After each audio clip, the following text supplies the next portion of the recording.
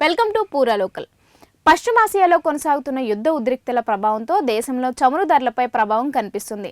ఈ నేపథ్యంలో చమురు సంస్థలు ప్రీమియం ఇంధనాల ధరలను పెంచే నిర్ణయం తీసుకున్నారు. హిందుస్థాన్ పెట్రోలియం కార్పొరేషన్ లిమిటెడ్ ప్రకటించిన వివరాల ప్రకారం ప్రీమియం పెట్రోల్ ధరను లీటర్కు 2.35 వరకు పెంచగా, పారిశ్రామిక అవసరాలకు వినియోగించే బల్క్ డీజిల్ ధరలను ఏకంగా 22 మేర పెంచారు. ఈ పెంపు బీపీసీఎల్, ఐఓసీఎల్కు చెందిన ప్రీమియం పెట్రోల్ వేరియంటర్లకు కూడా వర్తిస్తుంది. ఇక సవరించిన ధరలు శుక్రవారం నుంచి అమల్లోకి వచ్చాయి. అయితే సాధారణంగా ప్రజలు వినియోగించే పెట్రోల్, డీజిల్ ధరల్లో ఎలాంటి మార్పు లేదని సంస్థలు స్పష్టం చేశారు. తాజా పెంపుతో ఢిల్లీలో ప్రీమియం పెట్రోల్ ధర 101.89 చేరగా, ఇండస్ట్రియల్ డీజిల్ ధర 109.59కు పెరిగింది.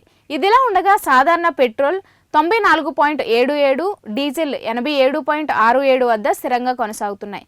ఈ ధరల పెంపు సామాన్యులపై ప్రభావం చూపదని కేంద్ర ప్రభుత్వం స్పష్టం చేసింది. కేవలం కొద్ది శాతం మంది మాత్రమే వినియోగించే ప్రీమియం కేటగిరీలో స్వల్ప మార్పులు జరిగాయని అధికారులు తెలిపారు.